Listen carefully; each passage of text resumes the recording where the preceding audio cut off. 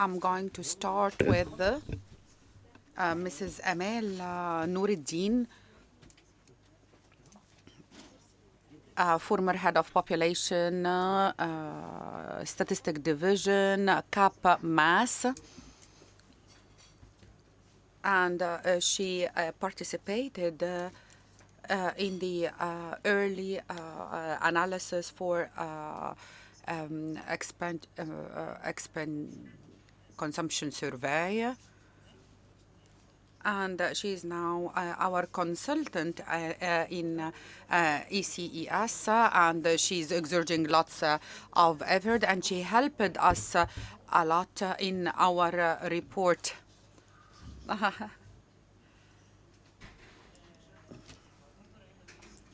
Dr. Heba El-Laithy, my dear old friend, she is a professor of statistics, faculty of political science and economics, Cairo University, and her name is always related with poverty. I'm sorry to do this whenever we mention the name of Dr. Heba El-Laithy, so you know that we are talking about poverty.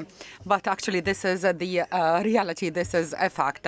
So, and Dr. Heba actually participated in preparing lots of reports concerning poverty, and many of her reports were published. And also, it's our pleasure to have Dr. Osman Mohammed Osman, professor of economics and the former minister of planning, also in the year 2004, 2001. Okay, so no problem. And he is also working as a professor for economics. He is a very well-known doctor in this field. So I'm very happy having you all in order to talk about this very important topic. Before we go through the presentations, we at the beginning, we would like to tell you that our main targets, our main goals is that we are trying to achieve the sustainable development gaps, in addition, the sustainable development goals, sorry. And for sure, we are looking to implement the social justice. We are looking to be in this green square, anything that will help us. This is our work that we do. I'm telling you this because sometimes we have people that it's their first visit to the ECES. First of all, we are going to start with the presentation of the center, which is going to be presented by Dr. Amal. Please, maximum 15 minutes. We did an analysis of income, expenditure, and consumption survey. This report is considered to be one of this research is considered to be one of the most important researchers in order to show us the trends of consumption. This is very important because the results are very real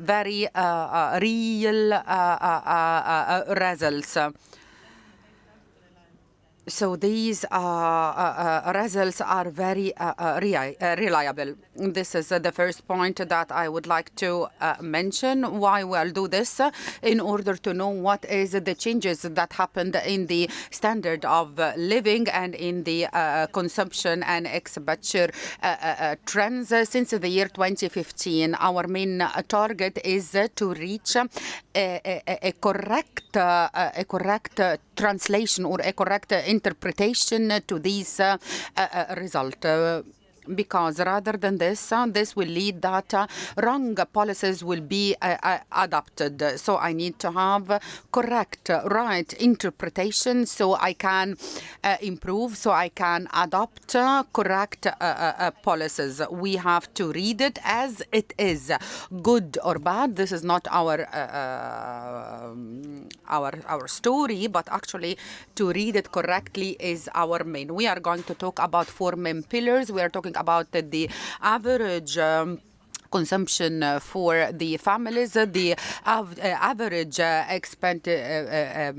expenditure for the family, and I'm going to give the floor to Dr. Amal. Thank you very much, Dr. Abla.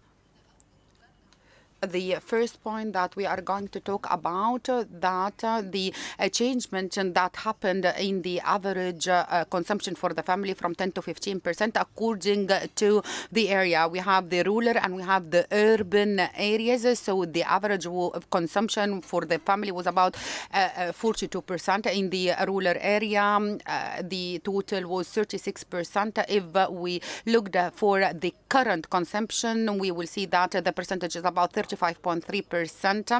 We can see the percentage 43 and 53. That's the current the current consumption. But if we look to the fixed, which is the real one, the realistic one, we can see that it was reduced with a percentage 13%, 5%, 9% as a reduction. And this is how I do the comparison between the fixed and the current. So here I say that the average consumption for the family was actually increased. This means that the real consumption was reduced, and the indicator, the raise in the indicator, this is not an indicator because it's because of the raise in the prices.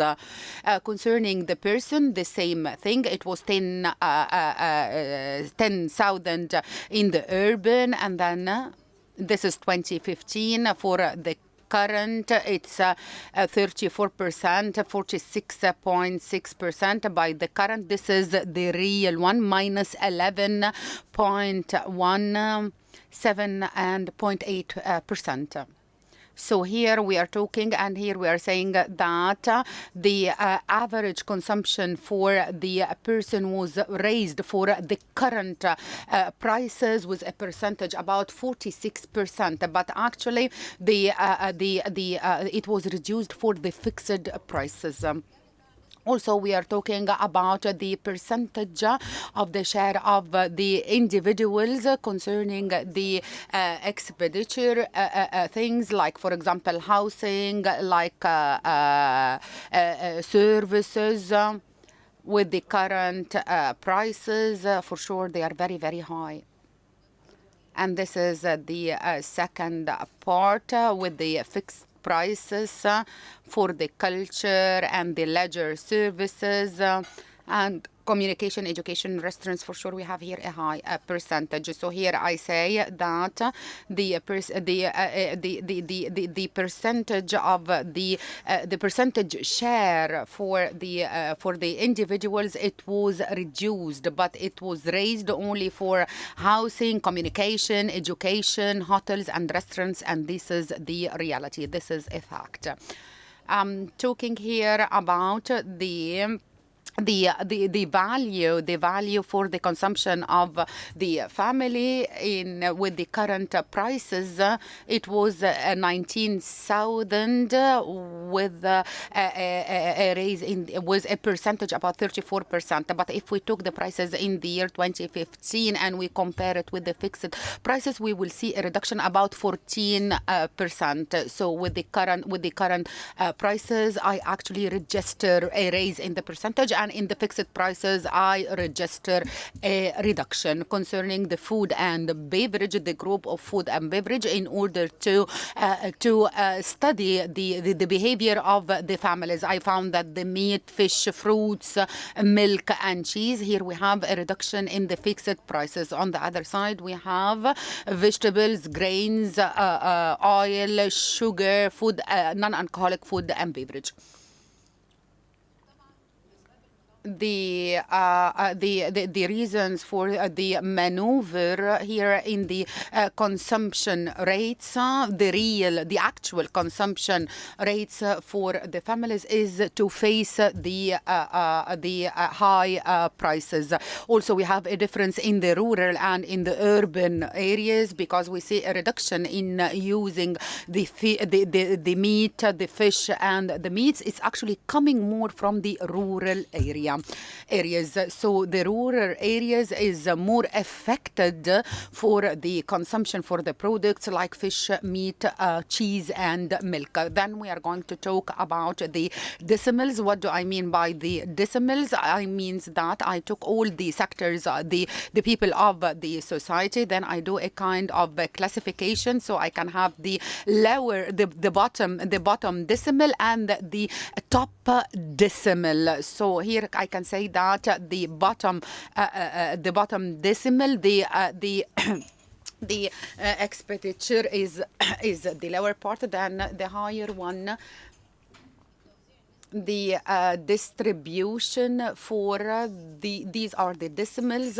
There is a comparison between 15, 17, and 18, but actually the general phenomenon, the red color that is in front of us, it refers to the food and beverage. As I move from the top decimal to the lower decimal, there is a kind of raising the expenditure in the food and beverage. The average for the share of the people, I took the bottom decimal and the top decimal in order to do a comparison between the two of them. For the meat, I see that the average for each individual is about 452, but Egyptian pounds in 2017 and 2018 minus 30%. This when we talk about the bottom decimal. So what about the top decimal? Is it better? No, but actually that's the percentage is a little bit lower. But actually the most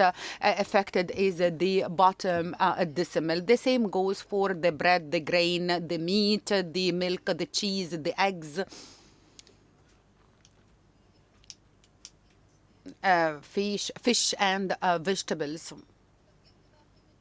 If I talked about the value of expenditure for the lower decimal, I will find that 1,580 with a percentage of 17% in the top decimal, a reduction of 9.7%. So the lower and the bottom decimals, they were affected, but we can say that the bottom decimal was most affected, especially when we talk about meat, milk, cheese, eggs. Here we have what is the position of the families. We divided the people into three classifications. The first one from 3,000 to 6,000, and then from 6,000 to 15,000, and from 15,000 above 15,000. We found that in the year 2015, the number of individuals, the percentage is about 38.5, and it was increased to 48%. In the average families, they were 52, they were 42. So we have the middle class families, they decreased, and also this is concerning the individuals, and also it's also applied on the families from 32 to 67 and above 67. We will see that 54%, 54 and 0.4 was increased, and the middle class families, they decreased. So a reduction happened for the individual and for the families from the top classes to the middle class, and from the middle class to the poor class. This is actually a reality in all the numbers and in all the percentages that we were talking about. So what are the results? The indications for the current prices, unfortunately, it doesn't give reliable results, and for sure it's very dangerous to depend on this facts when we do a kind of assessment for the situation. Reducing the expenditure expenditure on the food and beverage is very easy, although it's very important, like fruit, vegetables, meat, cheese, eggs, vegetables, grains, bread, and also there is a high raise in the prices of the food and beverage. And for sure, people, as we said before, that the rural areas are more affected, and the poor people for sure are also affected. Lots of families, they actually went from the middle class families to poor families, and poor families actually moved from being poor families to under the poverty line. Thank you very much. Thank you very much, Dr. Amal, Mrs. Amal, for your presentation. Actually, I wanted to spot the light on 2 points before we go on. There is a very important point concerning economics. We always teach something which is called giving good, which is the good that there is a high demand on it. Although people are getting very poor, and this is very clear in front of us, like bread, for example, grains. They buy grains because they don't have the ability to buy other products. So this is a very important point. Another point which is very clear, we are see that the middle class families, they are almost disappearing. And the 2 important points, but the story is that actually, according to this correct statistics, to build policies, to build clear policies, because each governorate, we know the situation, we know the circumstances of each governorate. I don't have to deal with all the governorates with the same policies. I have to adopt the policies that co-op with the situation and that solve the situation of the governorates, for sure, in addition to the real interpretation and the real translation for the statistics. Actually, the issue of the current prices, we don't have to talk about this because it's useless. Good morning, everyone. I would like to thank the Center for inviting me to present the results of poverty indicators, and I apologize that my presentation is not as attractive as Ms. Amal's one. So it's a bit rough and dry. But at least the most basic information is there, and I hope you will find it useful and entertaining. I'll focus on 6 points. First, the definition of poverty and its indicators. Why did the poverty rates went up from 2015 to 2019? Here I'm referring to 2017-2019 because we started in October 2017 and September 2019, so it covers a lot in 2019. Also, we will refer to the characteristics of the poor people, and we will refer to the inequality indicators, and finally we will conclude with recommendations based on my reading and analysis of the survey. First, poverty is a major obstacle to development and to economic growth rates. Of course, poverty and deprivation destabilize the political and economic situation. This might include chaos and turmoil.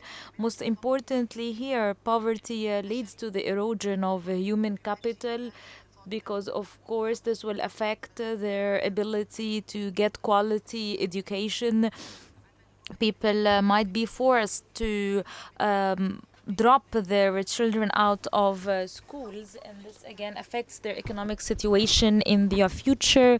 Poverty eradication is the first goal of SDGs to which all countries signed.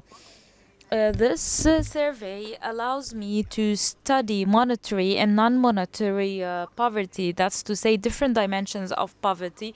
Monetary poverty can be defined as the lack of ability to have adequate standards of living. Here I will go into details. Please bear with me, because when we talk about the poverty line, certain questions arise. So when we measure the poverty line, we take into consideration first difference in prices among different places. So prices in Upper Egypt differ a lot from Cairo or from Delta. We also take into consideration the size of the family, because if you have a family of 4 people, then the needs would differ from a family of 2 adults and 2 children. So we take the demographics of families into consideration. Also, we take about the economic sharing responsibility. So for example, on housing, if we have a family of 2 persons, then these 2 persons will share the cost of housing, for example. So if the average is X, then we need to detail how much of that X will go to housing or to food. But each family or each household has certain needs, and we need to take the place of residence, the age brackets, the concept of sharing responsibility into consideration. After setting the poverty line, we need to define poor families. Those who spend or get an income below X are poor.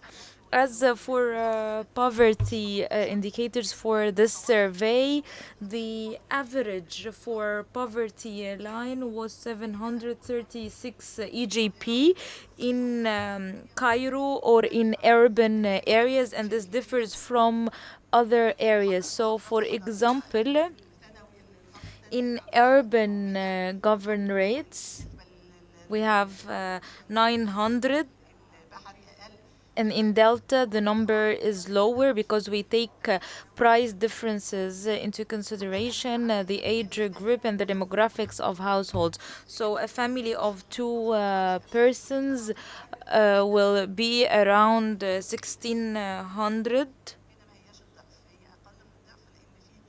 but a family of 4 person will not necessarily spend the double of that amount. Sorry for delving into the details, but because the media picks on this details. When I looked to Umaima when I said the media, because she's a media representative. As for the poor percentages from 1992 and to 2018, we have an increase. Starting from 2000, it's 16.7, and now it's 32.5, despite the fact that the MDGs wanted to have the poverty rate. But the pace of change in these indicators was not equal or steady. So starting from 2010 and 2013, 2015, the change was 1%, but the leapfrog started from 2015 to 2018, and the increase was estimated at more than 4%. As for the abject poverty, here I'm referring to households who cannot even secure food. It's on the rise since 2008, and then it dropped, but over the recent years it increased, and the leapfrog was in 2017, 2018.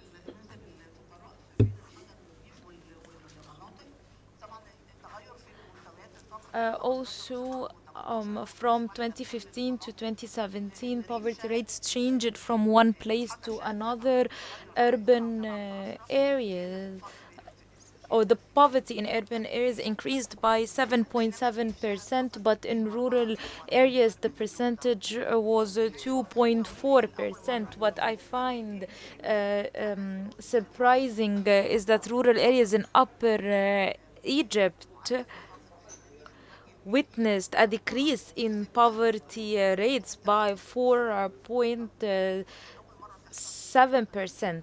The first time ever, because rural areas in Upper Egypt are the most affected. So it increased, but the poverty rate is still high. It's 52%. So yes, it went from 56 to 52, but still 52 is high. More than half of the population in rural areas in Upper Egypt suffer from poverty. So it's still a disaster. We're not proud of that number. And more than 40% of the poor people live in Upper Egypt. So there is a development or a progress, but we still need to double our efforts. Also, the poverty gap, which is the difference between the consumption of household and the poverty line. Because the farther these families are from the poverty line, the more deteriorating the living conditions are.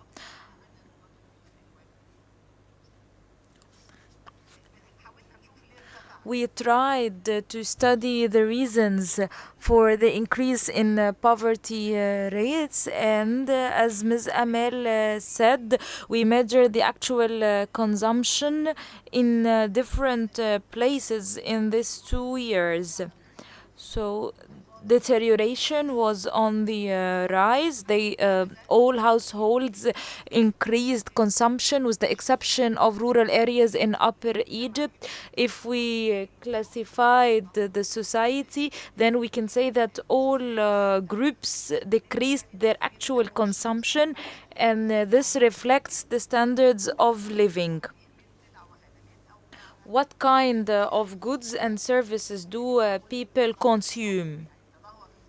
So when I say the actual consumption deteriorated, I mean that, or this reflects a deterioration in the living, in standards of living, whether in rural or urban areas, or in quintiles, or in different governorates.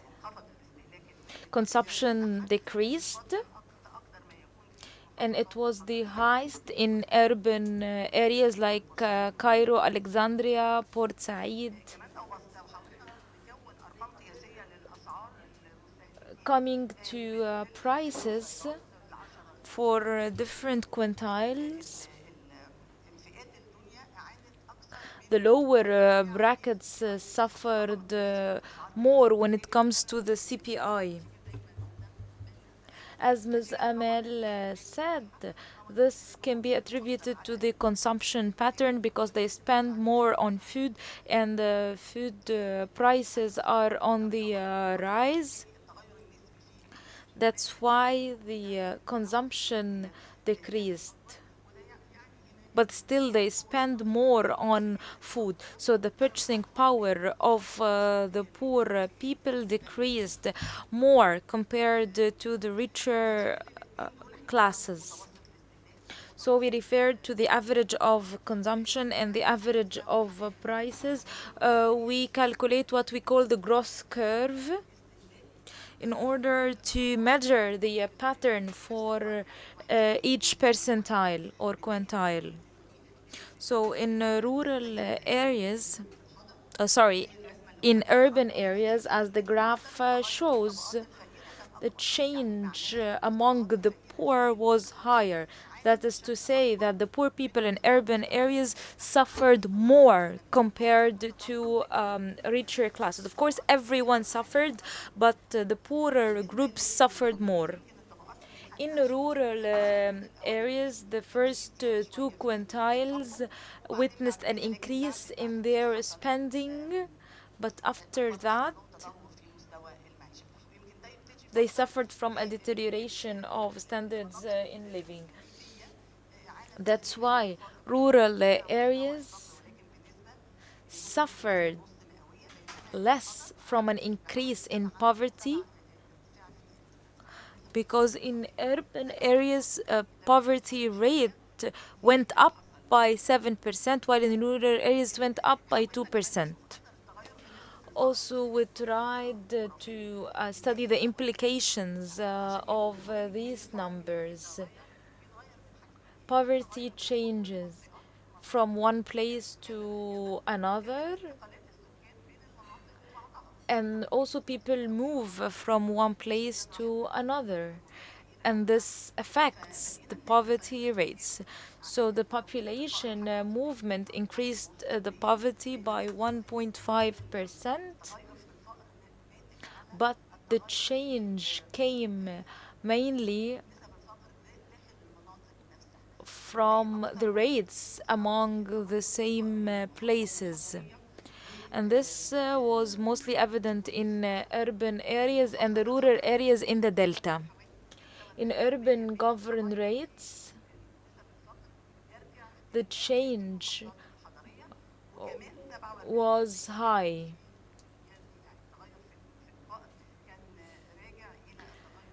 The same holds true for rural areas in the delta. But in rural areas in Upper Egypt, there was a kind of a progress. So all these numbers together can attribute to what we can interpret as a change in poverty rates.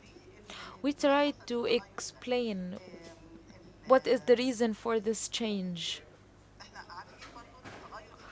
We know that change in poverty rates is due to two things: to consumption and to the equality of distribution.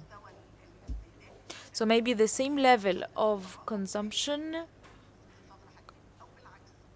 were favorable to poor people, that's why poverty rate decreased, or the other way around. So here let us change the reasons. In urban areas, the poverty rates went higher because the consumption decreased and the distribution were very unequal. That's why the poverty rates increased. In rural areas, the consumption decreased, but the distribution was relatively equal. I don't have an analysis for that, but maybe Takaful and Karama program helped the poor people in this area. That's why the distribution were kind of equal in rural areas in Upper Egypt. As usual, Asyut, Sohag are the poorest governed rates.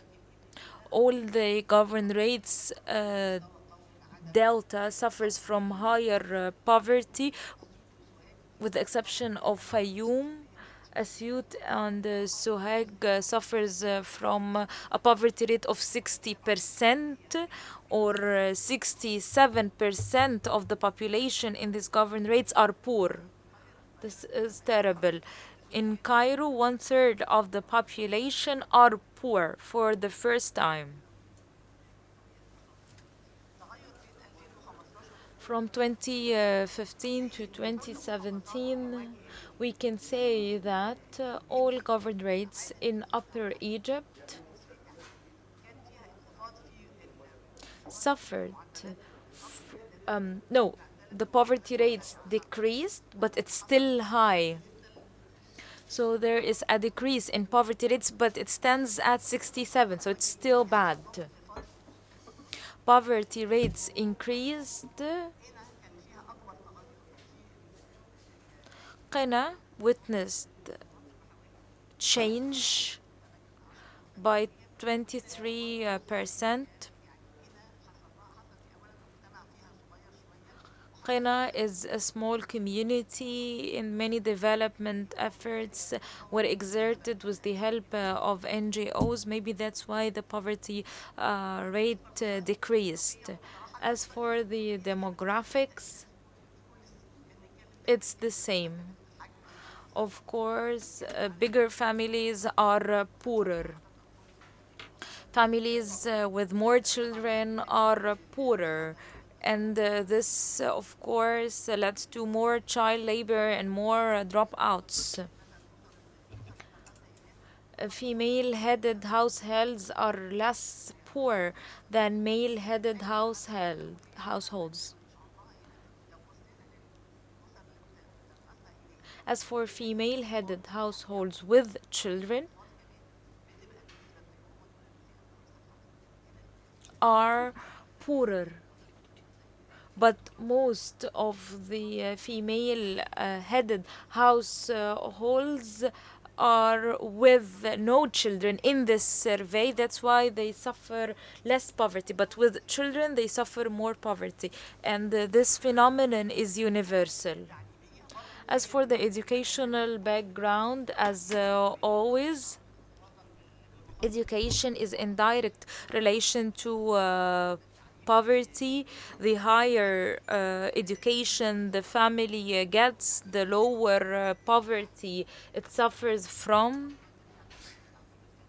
So here I need to refer to the importance of improving technical education in order for people to be more experienced and qualified. If we try to see the change that happened and the average change that happened, who were the most sectors that they participate in this kind of change, we will see that the educated people, those are the most people that they were affected, and for this reason they participated to a great extent in the percentage of poverty. They also also being educated concerning the children from the age of 6 to 15 or 15 to 18. We will see close averages, but we will notice that the female child is more affected by poverty, and actually not joining not getting any kind of education.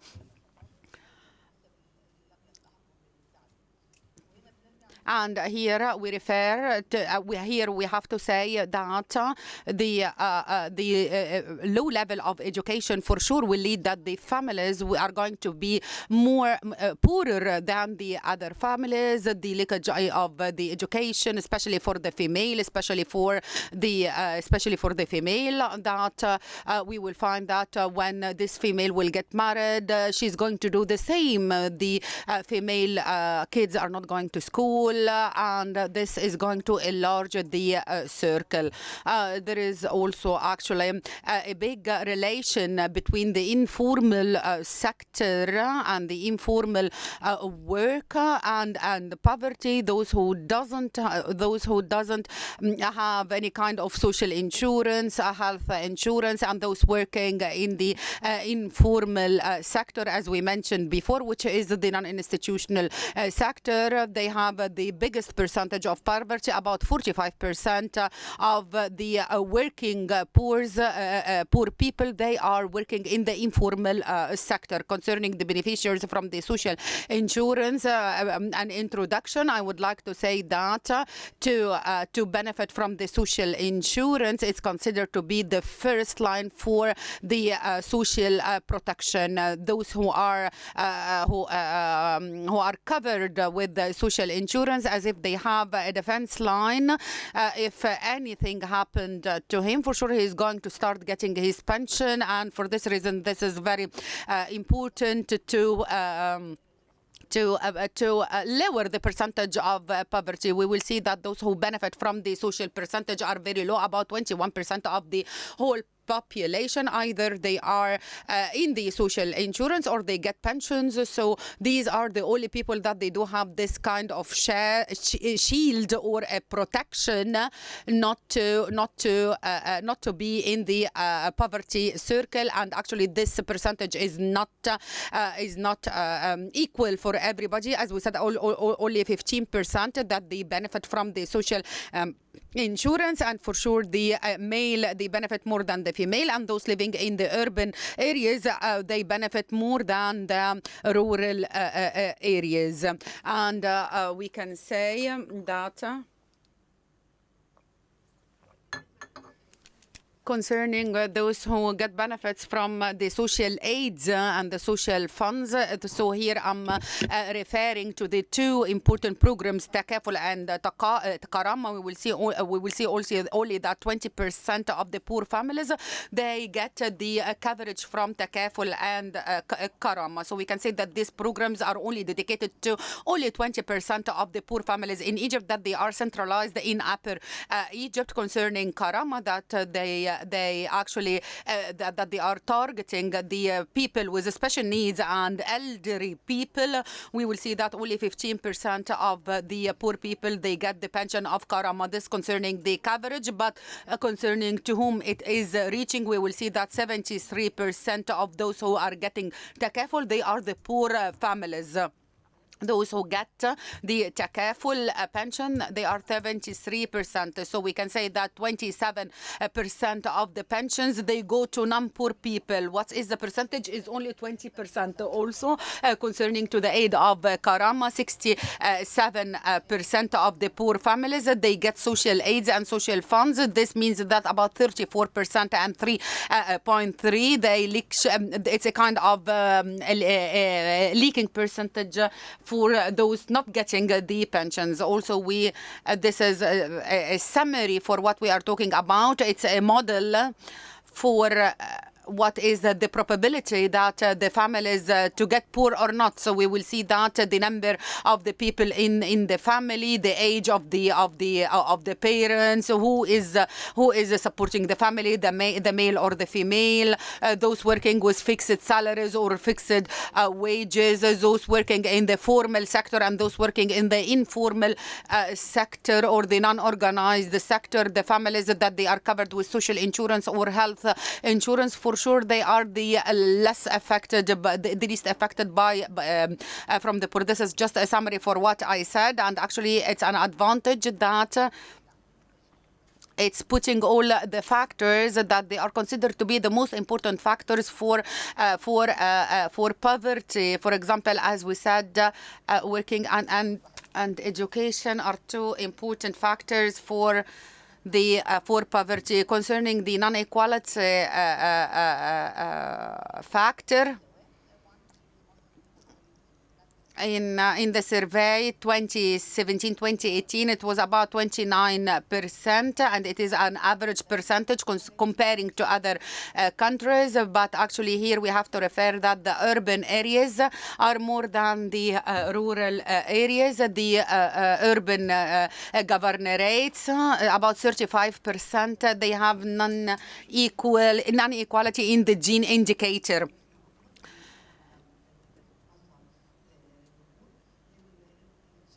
The certificates, okay, those families that the leader of the family is a university graduate is for sure is different, are less affected. And also we have to put in consideration the university graduate, where the income, the skills, the professions. Concerning different years,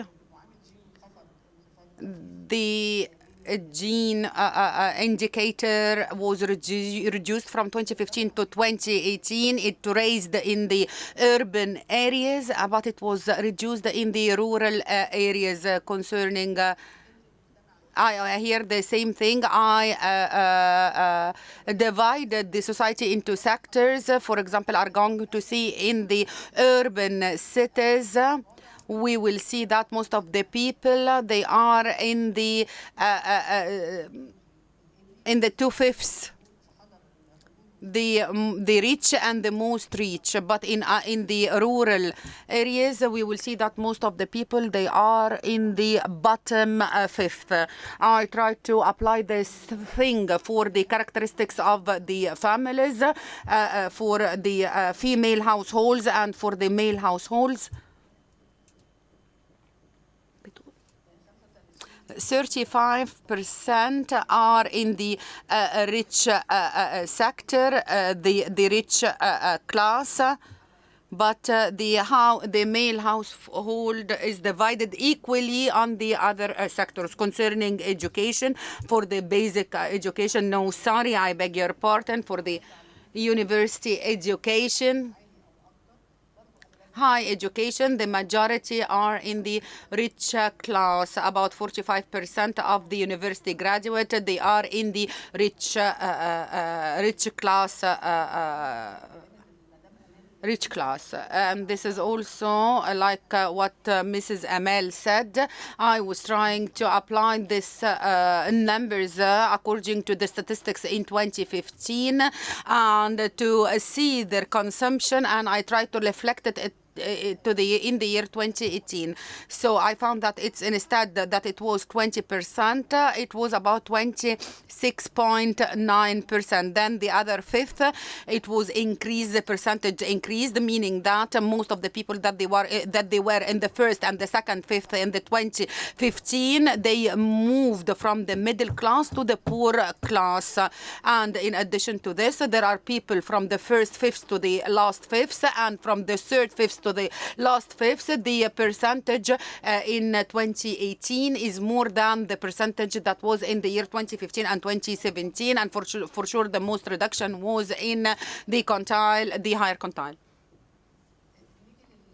Then we come to, let's see what are the reasons for this change. I'm going to say a summary. We will say that there is a kind of decline in the economic improvement, the increase that happened in the living standard. These are just some. Then accountability, the lack of accountability and lack of transparency. It is not from the research, but actually it is loud and clear.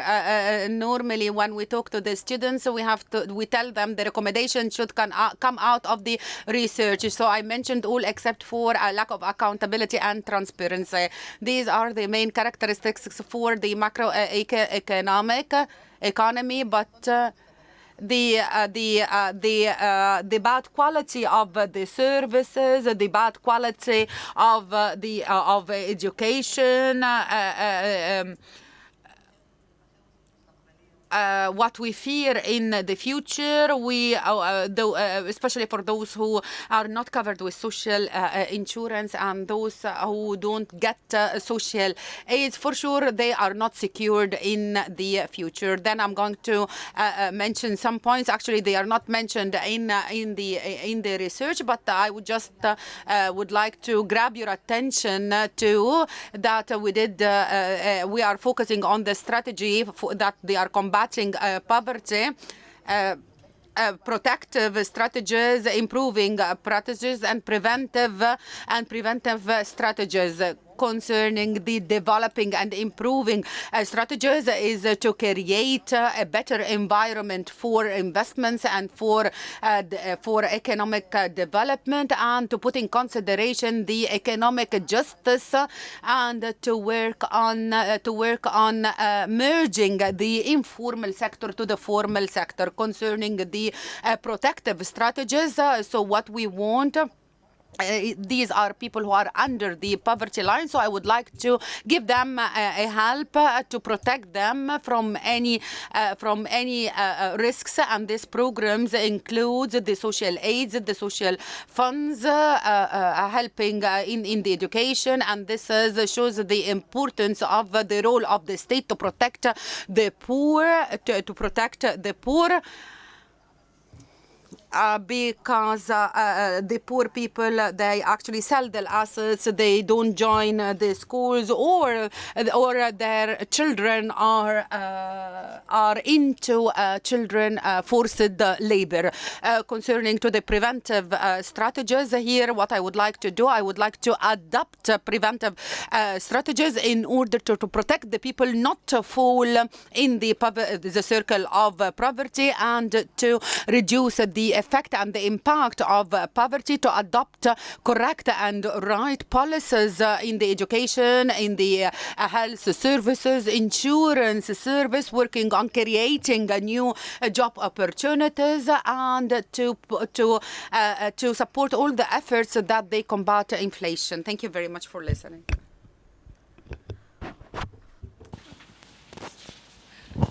شكرا دكتورة هبة. Thank you, Dr. Heba, as always insightful. And it was a long presentation, but worthwhile. It was necessary. Thank you.